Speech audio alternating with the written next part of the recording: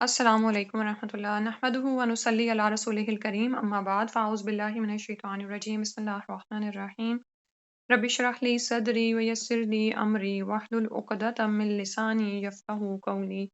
سورہ الانفال آیت نمبر 38 سے کرنا ہے، پارہ 9 کا اختتام ہو رہا ہے۔ قل کہہ دیجئے للذین، ان لوگوں کے لیے، ان لوگوں سے، کفروا جنہوں نے کفر کیا، ان ینتہوا اگر وہ باز آ جائیں، یغفر بخش دیا جائے گا، لہم ان کو، ما جو قد تحقیق سلف پہلے ہو گیا، وَإِنْ اور اگر یعودو وہ پلٹیں گے، فقط تو تحقیق مدت گزر چکی ہے، سنت الاولین یعنی طریقہ پہلوں کا۔ یعنی انہی کو کہا جا رہا ہے، کافروں کو ہی، کہ اگر اب بھی وہ باز آ جائیں تو جو کچھ پہلے وہ کر چکے ہیں ان کو معاف کر دیا جائے گا۔ یعنی غزوہ بدر میں انہیں شکست ہوئی، وہ ہارے، تو اگر اس کے بعد بھی اگر وہ اپنی دشمنانہ سرگرمیوں کو چھوڑ دیں گے اور باز آ جائیں گے تو ان کی ساری پچھلی خطائیں معاف ہو سکتی ہیں۔ وَإِن يَعُودُوا اور اگر وہ پلٹیں گے یعنی دوبارہ وہی کچھ کریں گے تو پھر ان کا بھی وہی حشر ہوگا جو ان سے پہلوں کا ہو چکا ہے۔ ٹھیک ہے، یعنی مطلب یہ ہے کہ جیسے کافر قوموں پر پہلے عذاب آیا کرتا ہے اسی طرح ان پر بھی عذاب آ سکتا ہے، جیسے سرکش قوموں پر آتا رہا ہے۔ ٹھیک ہے، اس کے بعد فرمایا وَقَاتِلُوهُمْ اور قتل کرو ان کو، حتیٰ یہاں تک کہ لا تکونا نہ رہے فتنۃ فتنہ، وَيَكُونَ الدِّينُ اور ہو جائے دین، کلہ سارے کا سارا، للہ اللہ کے لیے۔ فَإِنِ انتہوا پھر اگر وہ باز آ جائیں، فَإِنَّ اللَّهَ تو بے شک اللہ، بما ساتھ اس کے جو یعملون وہ عمل کرتے ہیں، بصیرٌ خوب دیکھنے والا ہے۔ تو ان سے کب تک جنگ کی جائے گی؟ یہاں تک کہ فتنہ نہ رہے اور دین سارے کا سارا اللہ کا ہو جائے، یعنی توحید قائم ہو جائے اور شرک ختم ہو جائے، مٹ جائے۔ پھر اگر وہ باز آ جائیں گے تو یاد رکھو کہ اللہ سبحانہ تعالیٰ خوب دیکھنے والا ہے۔ تو یہاں پر فتنہ کا لفظ استعمال ہوا ہے، اس کا معنی بڑا وسیع ہے، اور یہاں پر اس کا جو مفہوم بن رہا ہے وہ یہ ہے کہ اسلام کے خلاف جو بھی دشمنانہ سرگرمی کی جائے، جو اسلام کی تبلیغ کی راہ میں، اس کی اشاعت کی راہ میں رکاوٹ بن رہی ہو، تو اس رکاوٹ کو راستے سے ہٹانے اور اسلام کی راہ صاف کرنے کا نام ہے کہ ان سے جہاد کرتے رہو۔ وَقَاتِلُوهُمْ یعنی ان مشرکوں کو تو قتل کرو، ان کے ساتھ جہاد کرو۔ اب ہوتا کیا ہے کہ مختلف طرح کی دشمنانہ سرگرمیاں ہوتی ہیں نا کافروں کی طرف سے، اور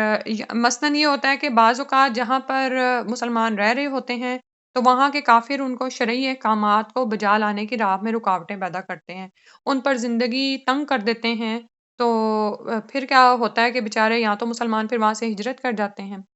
دوسری قسم یہ ہوتی ہے کہ مسلمان اپنی جگہ پر آزاد ہوتے ہیں لیکن دوسروں تک اسلام کی آواز پہنچانے میں رکاوٹیں کھڑی کر دی جاتی ہیں۔ ٹھیک ہے، تو اسلام ان دونوں صورتوں میں جہاد کا حکم دیتا ہے۔ تو آج کی زبان میں جب آپ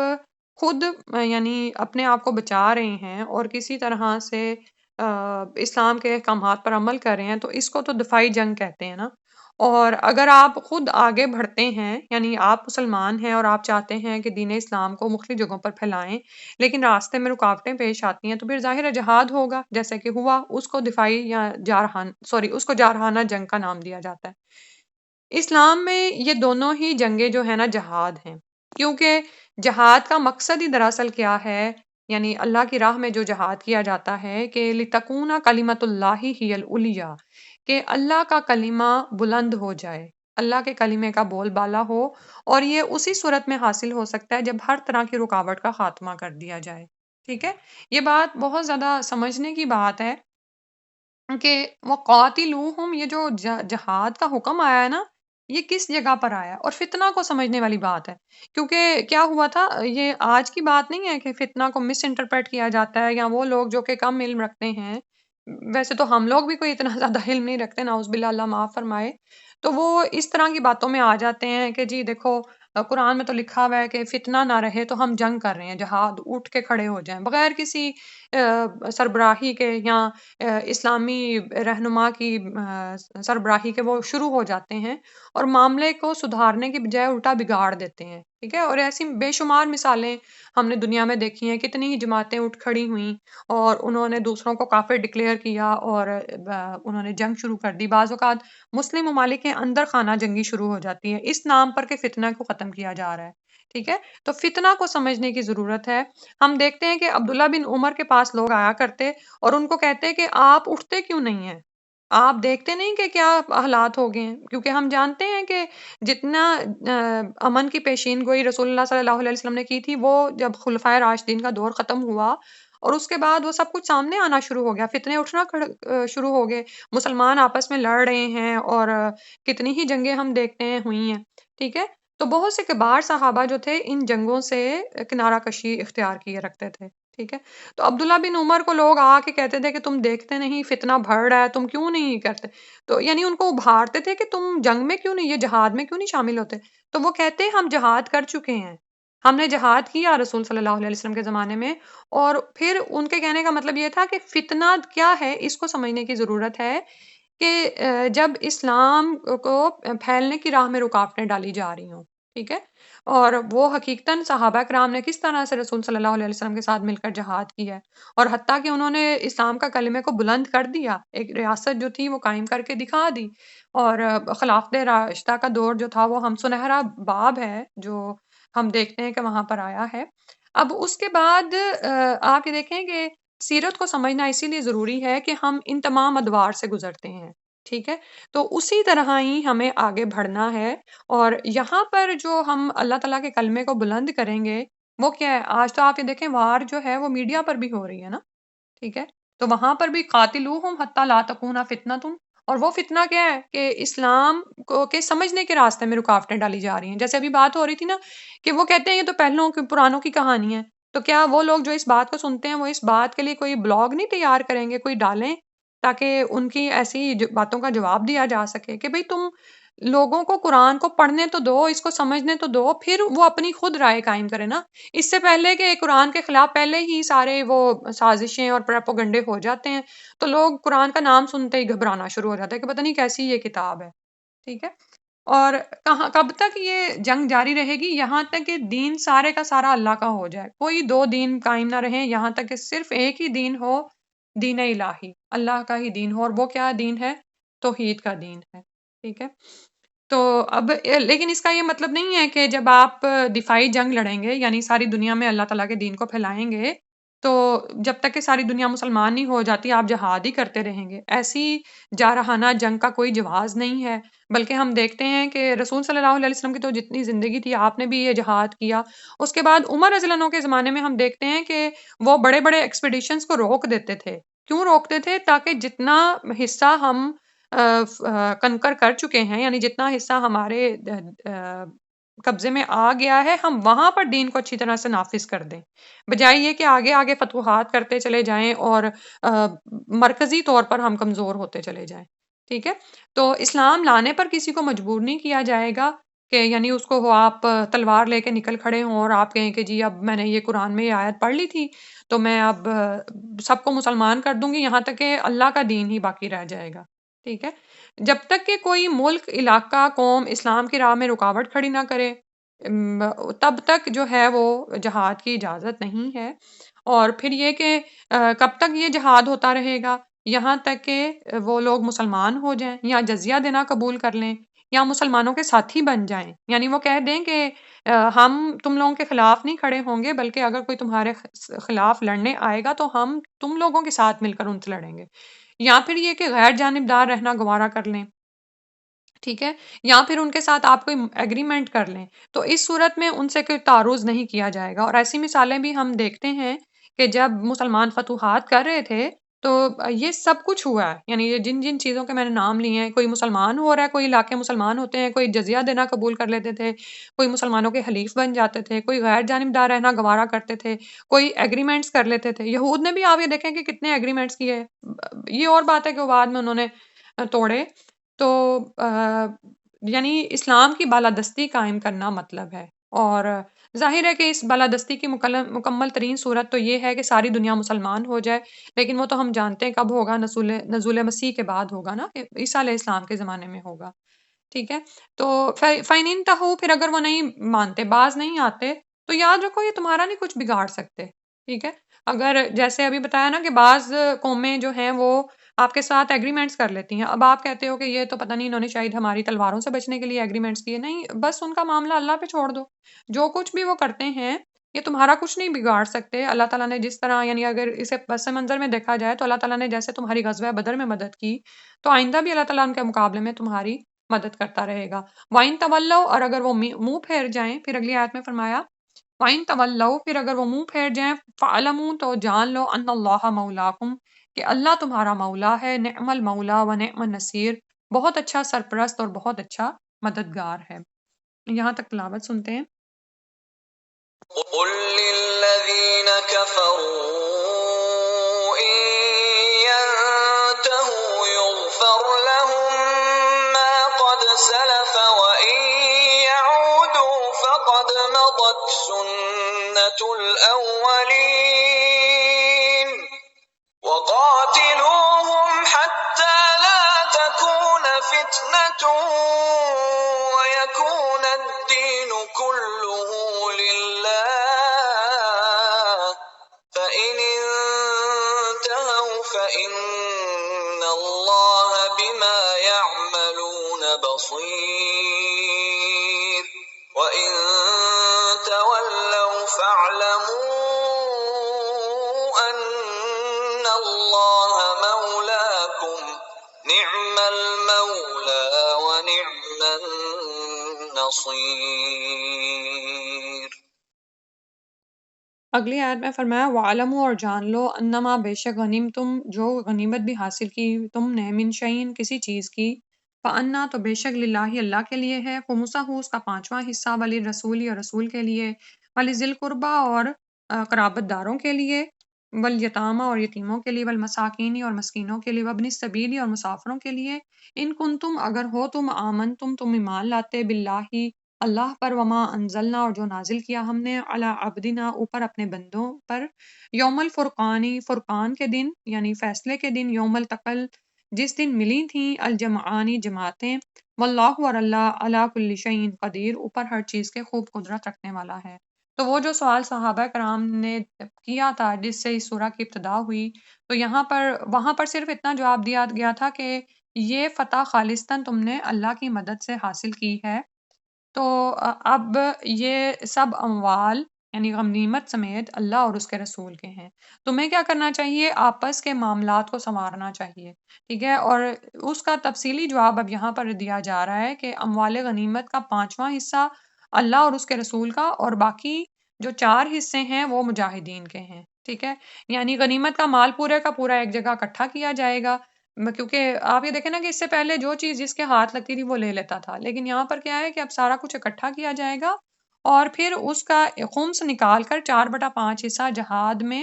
مجاہدین میں برابر تقسیم کر دیا جائے گا۔ اور یہاں پر پھر وہی شروع کی آیات کو ذرا ذہن میں لے آئیں کہ اصل میں مال اہمیت نہیں رکھتا، اصل تو یہ ہے کہ تمہارے اللہ کے ساتھ تعلقات کیسے ہیں، تقویٰ کتنا ہے، اور یہ کہ لوگوں کے ساتھ تعلقات کہتے ہیں، یعنی یہ کیسے ہیں، یعنی مال کی محبت کو اندر سے نکالا جائے۔ اور یہ دیکھیں کہ یہاں پر یہ غنیمت کی بات ہو رہی، تو میں سوچ رہی تھی کہ جہاں پر بھی مال کی تقسیم کا معاملہ آتا ہے، چاہے وراثت کا معاملہ ہو یا اور بے شمار معاملات ہیں، یا یتیموں کو ان کا مال لوٹانا ہے، یا کتنی ہی چیزیں ہیں، تو آپ یہ دیکھیں کہ شح جو ہے نا وہ انسان کو لگی ہوئی ہے، جو لالچ ہے نا وہ انسان کے ساتھ لگا ہوا ہے۔ تو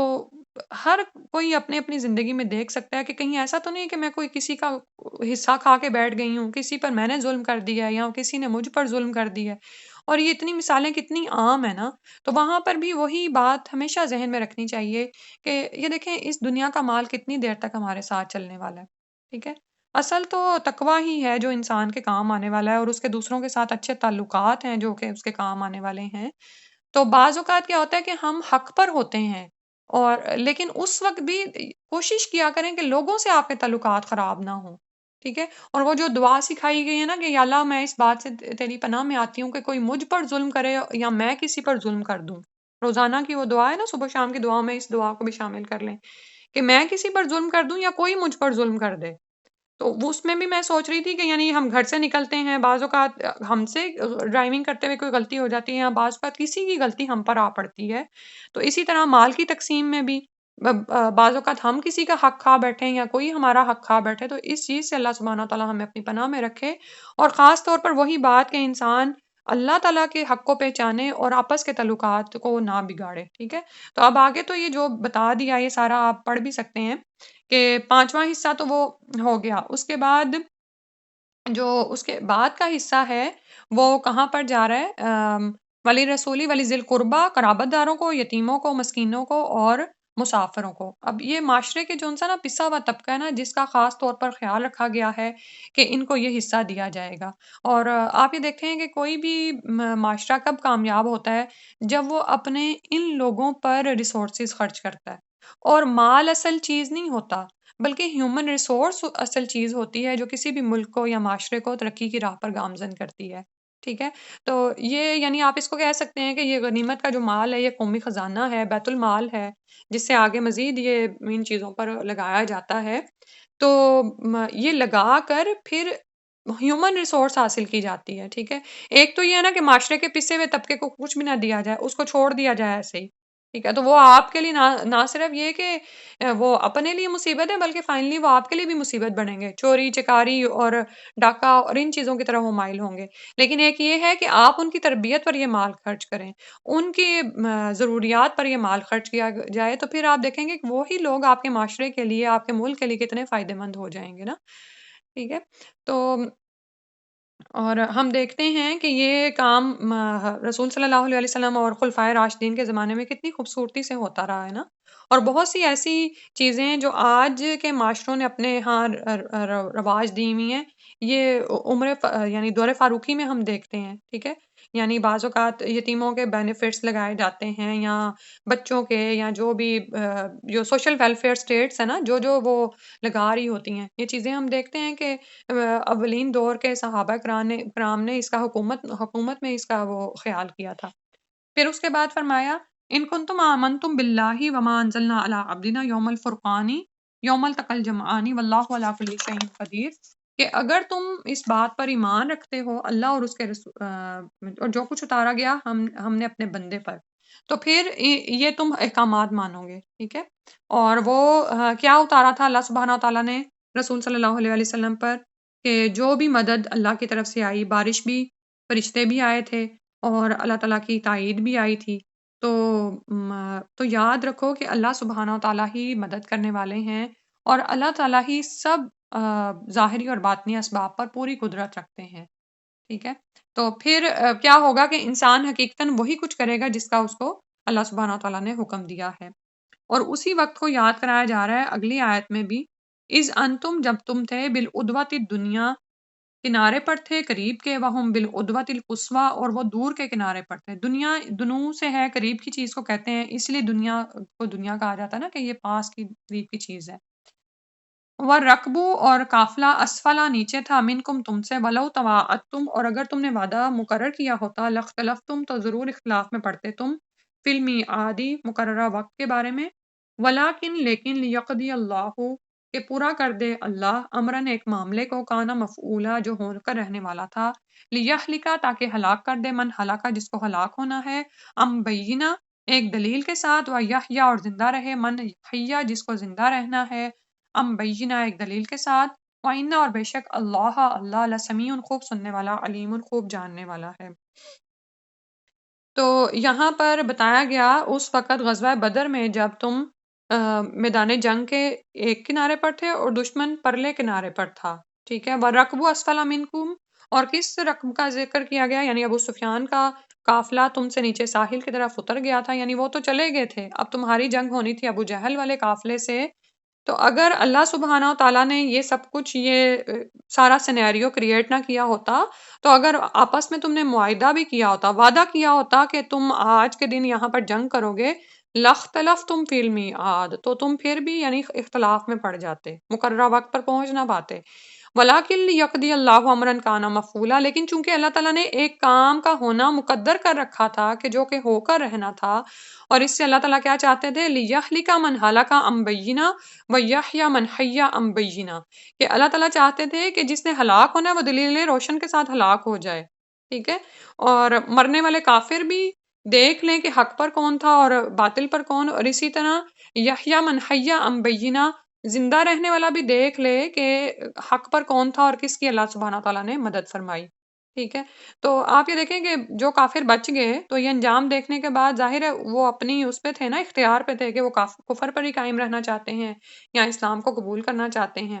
وَإِنَّ اللَّهَ لَسَمِيعٌ عَلِيمٌ، اور اللہ سبحانہ تعالیٰ خوب سننے والا، خوب جاننے والا ہے، کہ اللہ تعالیٰ نے کفر و شرک کے باطل ہونے کا ایک جیتا جاگتا ثبوت سب کو دکھلا دیا کہ اب جس نے جو اپنی زندگی کے لیے فیصلہ کرنا ہے کر لے۔ اس کے بعد فرمایا اس یریکہم اللہ، جب دکھلایا تجھ کو اللہ نے انہیں، فی منامکا تمہارے خواب میں، قلیلاً تھوڑا، ولو اراکم اور اگر دکھاتا وہ تجھ کو انہیں، کثیراً زیادہ، لفشلتم تو تم ہمت ہار جاتے، ولا تنازعتم اور البتہ جھگڑنے لگتے، فی الامری معاملے میں، ولیکن اللہ لیکن اللہ نے، سلمہ سلامت رکھا، انہو بے شک وہ، علیم بذات الصدور خوب جاننے والا ہے سینوں کے بھید کو۔ سبحان اللہ۔ تو یہ بھی اللہ تعالیٰ کی مدد کی صورت تھی کہ رسول اللہ صلی اللہ علیہ وسلم جب اللہ سبحانہ تعالیٰ سے دعائیں کر رہے تھے اور ان کو اونگ آئی تو اللہ تعالیٰ نے خواب میں کافر آپ کو کم دکھائے، اور ظاہر ہے کہ کم دکھائے تو حوصلہ بھی پیدا ہوا کہ جنگ کی جائے، تو لیکن اگر زیادہ اللہ تعالیٰ دکھا دیتے اور یہی بات اللہ تعالیٰ نبی صلی اللہ علیہ وسلم صحابہ کو بتاتے تو بلو اراکہم کثیرا لفشلتم ولا تنازعتم فی الامر، تو وہ لوگ سوچ میں پڑ جاتے نا، اس جھگڑے میں پڑ جاتے کہ کیا ہمیں آگے بڑھ کر جنگ کرنی چاہیے کہ نہیں۔ سبحان اللہ، یعنی اللہ تعالیٰ نے کس طرح مصلحت کے ساتھ اور حکمت کے ساتھ ان دونوں گروہوں کو آپس میں ٹکرا دیا۔ تو اللہ تعالیٰ سینوں کے بھید کو خوب جاننے والا ہے، ٹھیک ہے، اور سینوں کے بھید یعنی جو دلوں کے بھید، دلوں کے اندر ہے نا، اور دل سے میری مراد یہ جسمانی دل نہیں ہے، وہ جو ہمارا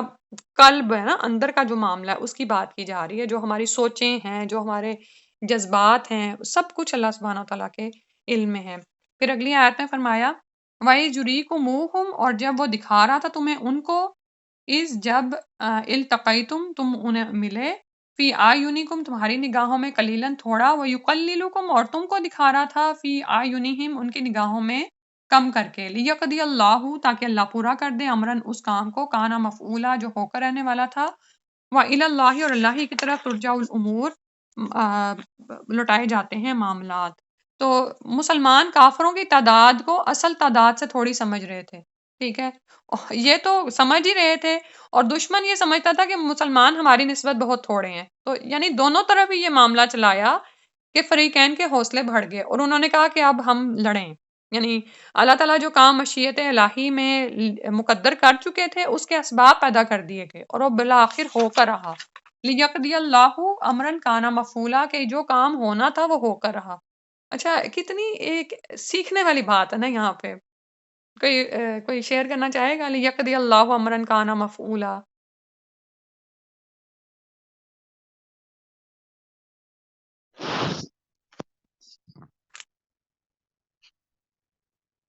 جی، کوئی شیئر کرے گا کچھ؟ ٹھیک ہے، تقدیر، اللہ تعالیٰ نے لکھ دیا ہے نا، ہاں تقدیر کے بارے میں ہے نا ہاں کہ اللہ تعالیٰ نے لکھ دیا ہے سب چیزیں۔ لکھ دی ہیں، ہاں، اور یہ دیکھیں یہ پچھلی آیت میں بھی ذکر ہوا ہے اور اب یہاں پر پھر ذکر ہو رہا ہے، ٹھیک ہے، آیت نمبر 42 میں ذکر ہوا وَلَٰكِن لِيَقْضِيَ اللَّهُ أَمْرًا كَانَ مَفْعُولًا، اور یہاں پر پھر ہو رہا ہے نا۔ تو ہم لوگ اگر اپنی زندگیوں میں دیکھیں نا، یعنی عمل کی بات ظاہر ہے یہاں سے تو جنگ کے حوالے سے، لیکن مجھے ویسے خیال آ رہا تھا کہ بعض اوقات ہم یعنی ہم حال میں نہیں جی رہے ہوتے، ہم یا تو ماضی میں جیتے ہیں یا مستقبل میں جیتے ہیں، ٹھیک ہے، اور ماضی میں یہ ہو گیا، عورتوں کی خاص طور پہ عادت ہوتی ہے، اس کو لے کے ہی بیٹھ جاتی ہیں، یہ نہیں مجھے کرنا چاہیے تھا، یہ اس کو یہ نہیں تھا کرنا چاہیے فلاں، اور اگلے کام ہم بگاڑ رہی ہوتی ہیں، ٹھیک ہے، اور بعض اوقات ہم فیوچر کی پلاننگ بڑی کر رہے ہوتے ہیں۔ تو اس بات پر ہمیشہ نظر رکھا کریں کہ لیقضی اللہ امرا کان مفعولا، ہم وہاں پر پہنچا دیے جاتے ہیں، جو کچھ ہم نے ہونا ہوتا ہے نا ہمارے ساتھ، ہم وہاں پہ پہنچ جاتے ہیں، چاہے اپنی غلطی سے پہنچے ہیں، چاہے کسی کی غلطی سے، یا مثال دے رہی ہوں، تو اس وقت کرنے کا معاملہ کیا ہوتا ہے؟ یہ نہیں کہ اس کو لکیر کو پیٹتے رہیں، حسرت زدہ ہوتے رہیں کہ نہیں یہ نہیں ہونا چاہیے تھا، یہ ہو گیا اور اس طرح ہو گیا، تو بلکہ اس وقت اگر تو آپ کی غلطی ہے، آپ کو اللہ تعالیٰ آپ کی غلطی دکھا دیتے ہیں، تو استغفار بہت زیادہ کیا کریں، ٹھیک ہے؟ اور پھر اس کو سلجھانے کی کوشش کیا کریں، کیونکہ جب ہم اس بات کے پیچھے پڑ جاتے ہیں نا کہ ایسا کیوں ہوا، کیوں ہو گیا، یہ کیا تھا، یہ میرے ہی نصیب میں لکھا تھا، یہ اور وہ، تو پھر ہم کچھ کرنے کے قابل نہیں رہتے ہیں۔ لیکن جب ہم تقدیر کے لکھے کو مان لیتے ہیں کہ یا اللہ تو نے یہ کرنا تھا، آپ نے اس کے اسباب پیدا کرنے تھے، یہ ایسے ہی ہونا تھا، یہ آج کے دن ہی ہونا تھا، یہ میرے ساتھ ہی ہونا تھا، تو پھر کیا ہوتا ہے؟ ہم اس کا انالیسس کرنے کے قابل ہو جاتے ہیں کہ بھئی اب مجھے اس سے کیسے نپٹنا ہے۔ یہ امتحان ہی ہے نا جو ہمارے سامنے آتے ہیں، چاہے خوشی ملے چاہے غم ملے، دونوں ہی صورتیں، یہ سب کچھ امتحان ہے۔ تو یہ بڑا ہی نا یعنی تقدیر کا معاملہ کتنا خوبصورت ہے نا، اور اس پر ایمان جو ہے ہمارے ایمان کا حصہ ہے کہ ہم مانتے ہیں کہ اللہ تعالیٰ کی طرف سے لکھی جا چکی ہیں یہ چیزیں۔ وَإِلَى اللَّهِ تُرْجَعُ الْأُمُورُ، اور معاملات جو ہیں اللہ ہی کی طرف لوٹائے جاتے ہیں، یعنی ان سب کاموں کا انجام تو اللہ ہی کے پاس ہے۔ آپ نے دیکھنا ہے کہ آپ کیا کر رہی ہیں، آپ نے جو اس میں رول پلے کرنا تھا وہ کیا، وہ کر دیا۔ تو اللہ تعالیٰ سے دعا ہے کہ اللہ تعالیٰ ہمیں سمجھنے کی توفیق عطا فرما دے۔ اس کی تلاوت سن لیتے ہیں۔ وَاعْلَمُوا أَنَّمَا غَنِمْتُم مِّن شَيْءٍ فَأَنَّ لِلَّهِ خُمُسَهُ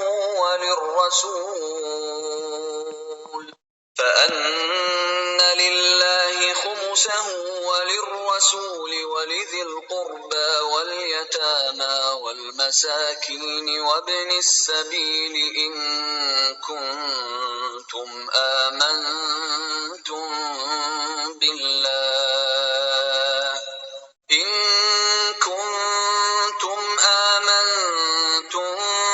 بالله وما أنزلنا على عبدنا يوم الفرقان يوم التقى الجمعان والله على كل شيء قدير إذ أنتم بالعدوة الدنيا وهم بالعدوة القصوى والركب أسفل منكم ولو تواعدتم لاختلفتم في الميعاد ولكن ليقضي الله أمرا كان مفعولا ليهلك من هلك عن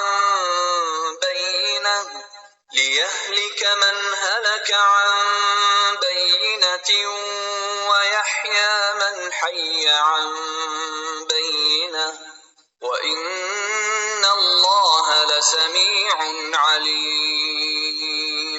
إِذْ يُرِيكَهُمُ اللَّهُ فِي مَنَامِكَ قَلِيلًا وَلَوْ أَرَاكَهُمْ كَثِيرًا لَفَشِلْتُمْ وَلَتَنَازَعْتُمْ فِي الْأَمْرِ وَلَكِنَّ اللَّهَ سَلَّمَ إِنَّهُ عَلِيمٌ بِذَاتِ الصُّدُورِ وَإِذْ يُرِيكُمُوهُمْ إِذِ الْتَقَيْتُمْ فِي أَعْيُنِكُمْ قَلِيلًا وَيُقَلِّلُكُمْ فِي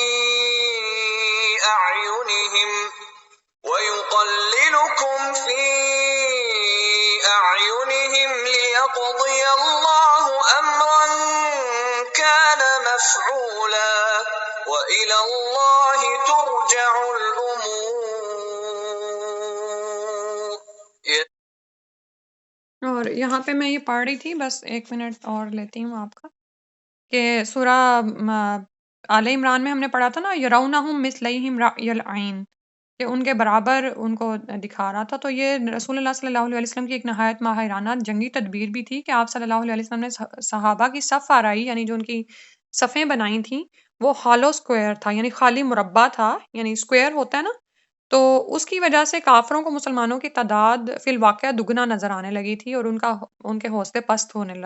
ہو گئے تھے۔ اور یہ 2 طرح ہوا ہے کہ پہلے جب جنگ